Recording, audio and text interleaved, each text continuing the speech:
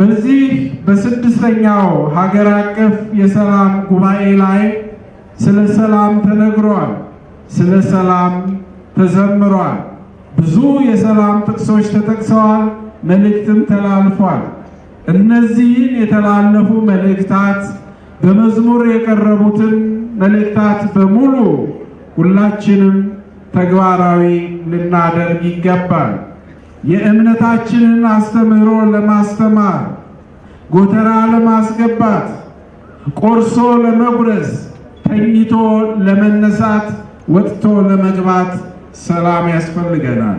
ሰላም የሁሉ መሰረትና የጋራ አጀንዳችን ስለሆነ ሁሉም ለሰላም ቅድሚያ እንዲሰጥ ችግሮቻችንን ወደ ጠረጴዛ አምጥተን ቱባ በሆነው የችግር አፈታት የሽምግልና ባህላችንና ሃይማኖታዊ መመሪያችን መሰረት በሰለጠነ መንገድ በመፍታት ኢትዮጵያን ሰላም የሕዝቦቿን አንድነት እንድናረጋግጥ በዚህ ታሪካዊ ጉባኤ ላይ ጥሬን አስተላልፋለሁ።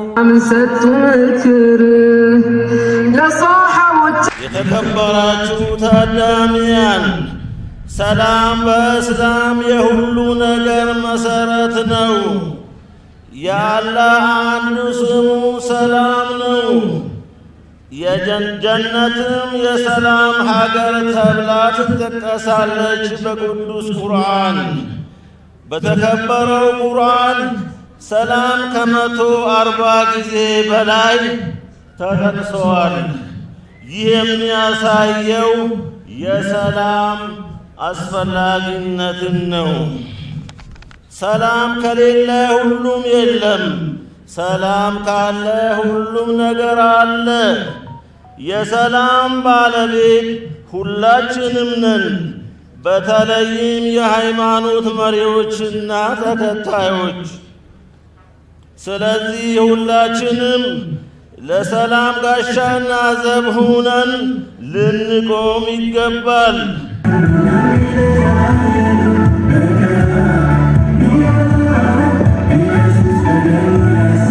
ከመለያየት ይልቅ ውይይትን፣ ከመጠራጠር ይልቅ መተማመንንና አንድነትን፣ ከግጭት ይልቅ ሰላምን ለመምረጥ ላሳያችሁት ቁርጠኝነት እግዚአብሔርንና ሁላችሁንም አመሰግናለሁ። እግዚአብሔር ይባርካችሁ። መጽሐፈ ቅዱሳችን የሚያስታርቁ ብዙኃን ናቸው የእግዚአብሔር ልጆች ይባላሉና በማለት ያስታውሰናል። ካቶሊካዊት ቤተ ክርስቲያን ስለ ሰላም ያላት አስተምሮ ግልጽ ነው። ይህም ሰላም የእግዚአብሔር ስጦታ ነው እና የሰዎችም ሁሉ ኃላፊነት መሆኑን ትገልጻለች። ሰላም የጦርነት አለመኖር ብቻ አይደለም። የፍትህ፣ የእርቅ፣ የመከባበርና የፍቅር ፍሬ ነው።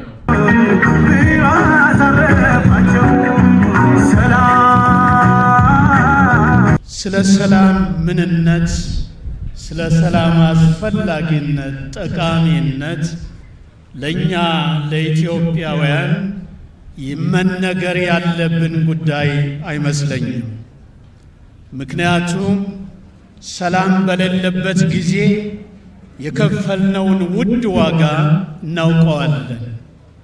ብዙዎች ወጣቶች ለሀገር እድገት መስራት የሚችሉ ውጤት ማምጣት የሚችሉን አሳጥቶናል።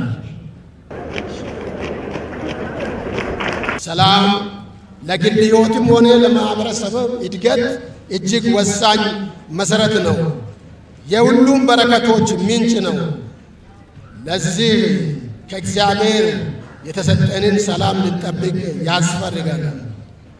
ይህ ሰላም ዘላቂ ሰላም እንዲሆን መለኮታዊ ጥበቃ እናገኛለን። ሰላማችን